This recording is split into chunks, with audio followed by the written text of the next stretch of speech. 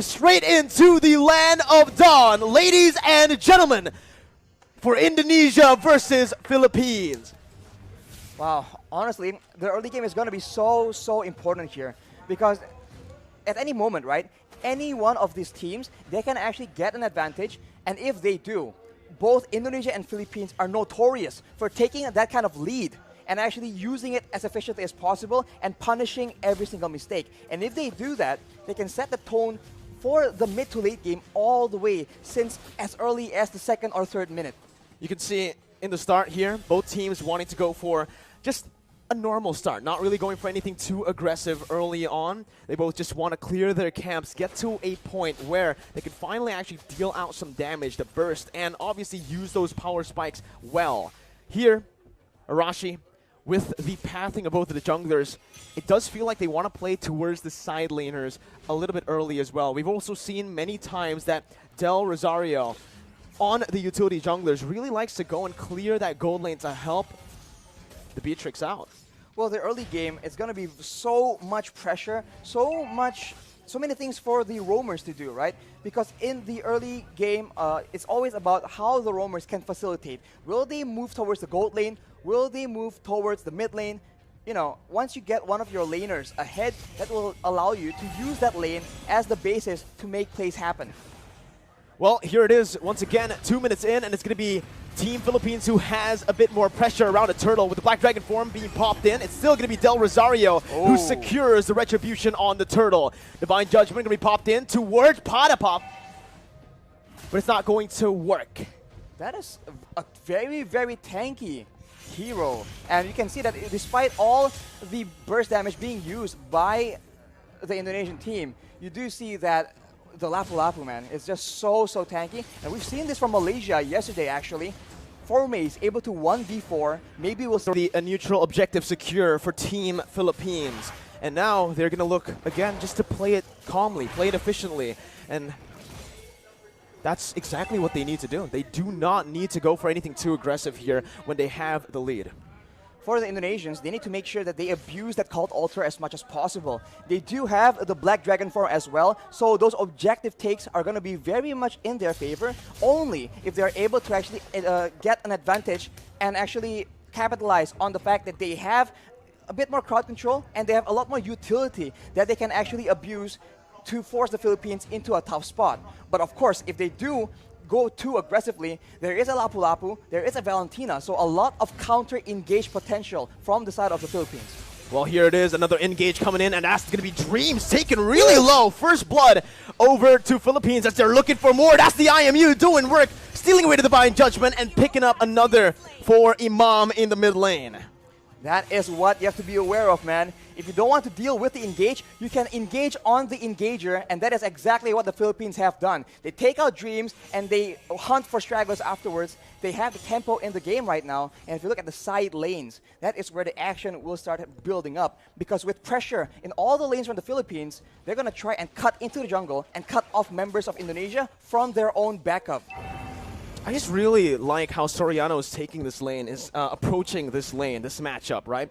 Up against the Melissa, he knows exactly that he is going to lose out if he goes for these trades, if he goes for these 1v1 duels. So what he does is he swaps over to the Bennett just to clear out the waves, rotates over to help this team, and simultaneously gets even more gold because they're trying their best to actually funnel as much towards Soriano.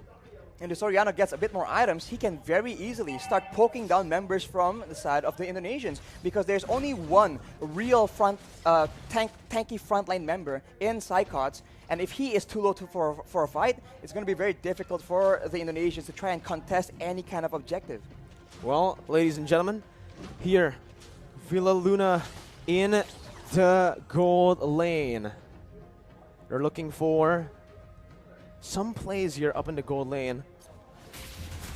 The gold lane for sure has been the target for a lot of plays, but here we go, Nibiru's Passion. Soriano picking up a kill, and now Dreams is going to be very low. Gets out just barely here, but you can already see the cut coming in from Del Rosario over the top side. There's the flickers over under the tier 2.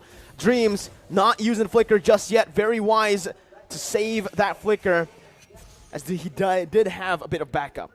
Oof. As we called it out, man, the side lanes, There you go. Indonesia just a bit too late, a bit too behind when it comes to that pressure, and the Philippines absolutely capitalize and punish anybody who doesn't want to back away from their first turret, and they have taken the first structure, the first objective, and with that, they will have a lot more areas on the map to make plays around, and they do have a lot of very good catch. This is it, Arashi. This is the meta that we have been mentioning about. The ultimate bonding experience where they group up as 5 into the mid lane. They start to just put in a lot of mid pressure so that they can actually have more room to play in the side waves. 4 members grouping up and always just dap-a-dap in that XP lane solo. Villa Luna right now, though, has completed that Radiant Armor. That item reduces damage when it comes to multiple instances of damage. So against a Faramis, against a Kaja or the Gusion, it's going to be very good. But look at that. Pick potential over to Del Rosario, but he comes in using so much damage with Appraiser's Wrath, taking back a whole lot of HP and outplaying the situation, turning it completely around.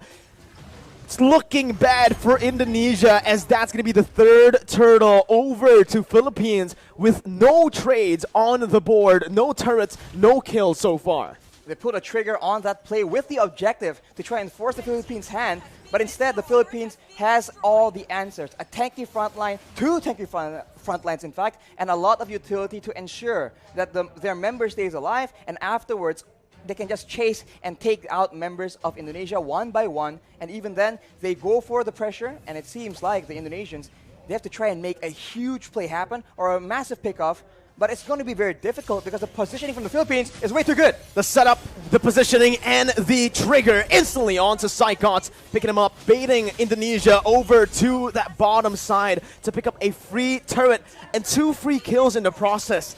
It does feel like so far in this game, the Philippines are a step, maybe even 2 steps ahead of Team Indonesia, as Dream's going to get knocked up. Imam looking for that follow-up, just to zone Indonesia away from the tier 2 as they look to start sieging down on every single turret.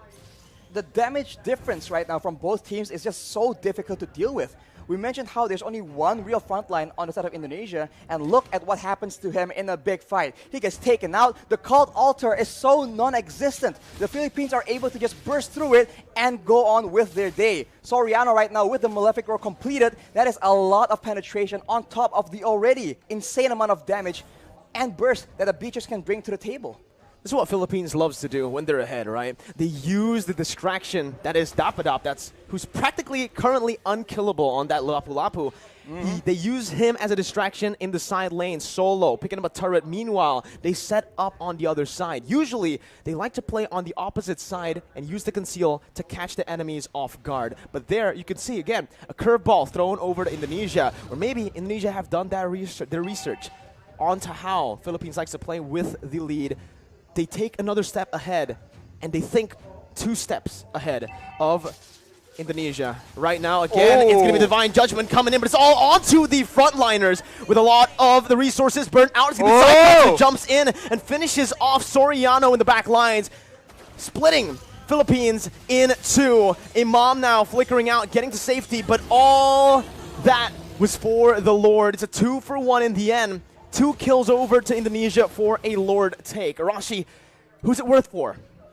Oof, I think considering the fact that the Philippines are so ahead and they are focusing now more than ever on taking all those structures away from Indonesia, I think the Lord will be very, very beneficial. Unfortunately, they lose their gold leaner as well, which is not ideal. But if you take a look at the items right here, he is on 7,300 gold. As we mentioned, BOD and straight to a Malefic Roar, ensuring that anyone getting caught in his ultimates will get absolutely decimated. What's another thing that I want to mention is the fact that the kill, 2 kills that Indonesia picked up earlier, was onto 2 members with no bounty. There was no shutdown there. So even though they were able, Indonesia were able to find some kills, it was just normal gold. It wasn't the added gold that we usually see.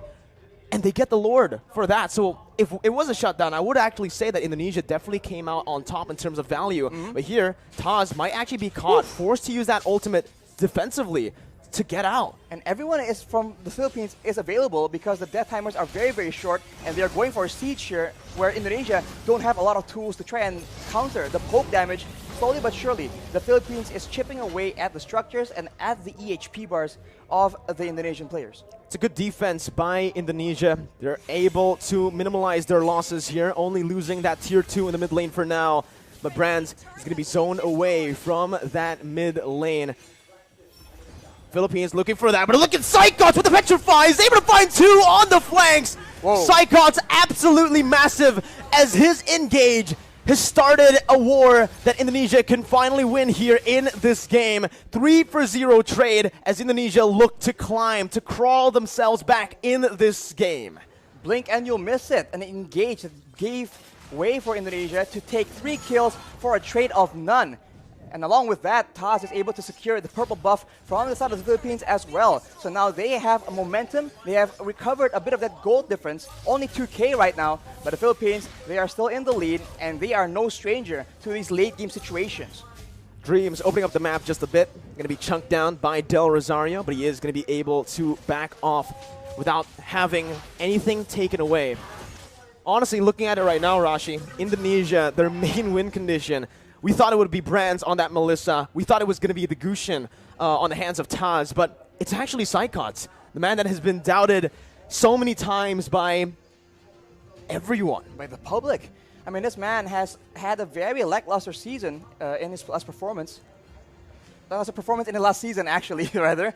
But here, knowing that Indonesia are relying very, very heavily on a very reliable engage. His Yuzong has been critical, but after 2 engages, will Philippines fall for the same trick twice? Divine Judgment over the Dreams. That's going to be the frontliner taken out. That's going to be that. Oh my god, so much damage onto the Lapu.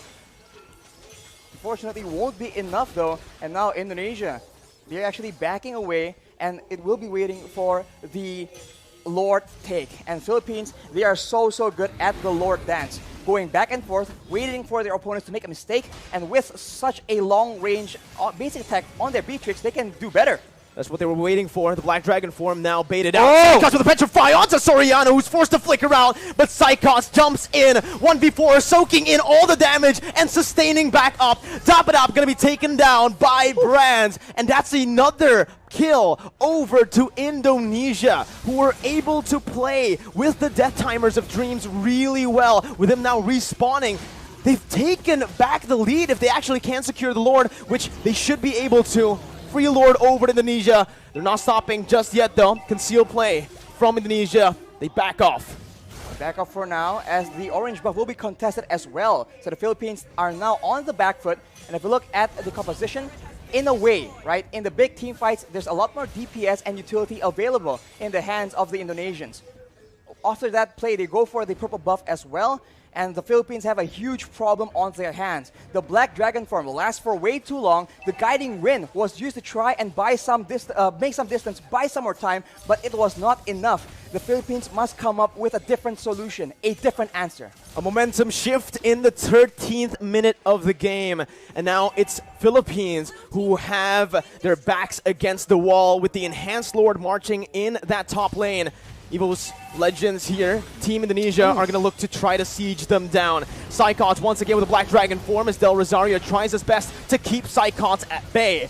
The damage comes through once again for the siege to take place, but that's going to be Dapadap who jumps in with the Bravest Fighter. But it's going to be a good disengage from Indonesia, backing off knowing that they have found some value. They've taken every single tier 2 except for the bottom lane. And look at how Psychots is playing around with his Petrify, man. He goes in for the Black Dragon form, but he doesn't always use that Petrify. And when you think about it, the Petrify is what makes these engages so dangerous. It guarantees the Furious Dive knockup, and that is what allows Indonesia to just be a lot more elusive. And as we talked about it earlier, this is what is so dangerous. They can feint around, act like they're about to engage a fight, and then back away. The Philippines need to identify the right moment and then adjust accordingly. Do they want to go and fight after the Black Dragon form is down, or do they want to just stall? Villaluna with that circling eagle over the Brands, but it's going to be baited in with the cold altar placed as well. Soriano targeted by the flanks, and that's going to be Taz who picks up the Beatrix. Soriano taken down, Brands in the midst of it all, still life stealing with his fighter. Brands is massive. He is an absolute beast as he wins the battle for Indonesia. It's a 4-0 trade. Indonesia with a comeback here, with the tides turned completely. Only Villaluna left to defend with the mini wave crashing in. Villaluna going to be brought back by the Shadow Stampede. Villaluna outside of the base, and Indonesia with the Divine Judgment onto Villaluna will go for the base to pick up the first game of the series. Oh my god, what an upset! It looks